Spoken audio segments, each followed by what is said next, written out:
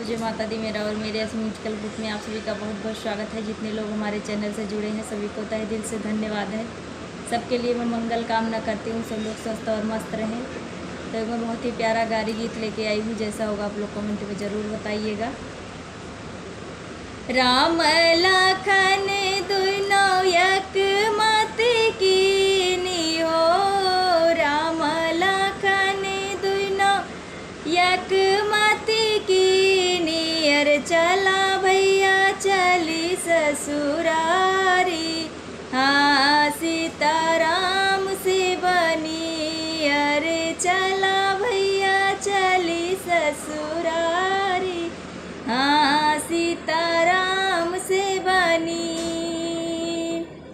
चढ़ती आटरिया राम के गिरी गई रोमलिया हो, चढ़ती आटरिया प्रभु के गिरी गई रोमलिया। यार सीता जी ले हली उठाई, हाँ सीताराम से बनी। अरे सीता जी ले हली उठाई, हाँ सीताराम से बनी।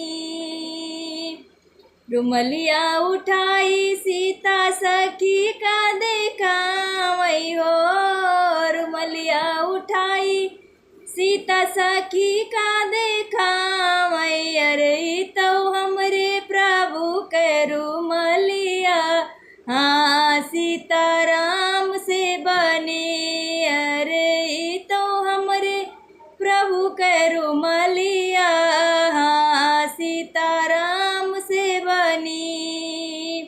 कवने निरंग तोहरे प्रभु के रुमलिया हो, कवने निरंग तोहरे प्रभु के रुमलिया।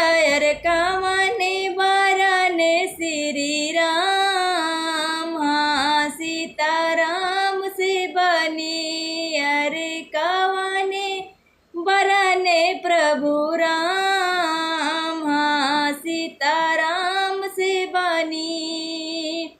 लाल ही रंग मोरे प्रभु के रुमलिया हो, लाल ही रंग मोरे प्रभु के रुमलिया। यार सांवर बदन श्री राम, हाँ सीताराम से बनी। अरे सांवर बदन श्री राम, हाँ सीताराम से बनी। राम लखन दुनो एक मत कीनी। अरे चला भैया चली ससुरारी, हाँ सीताराम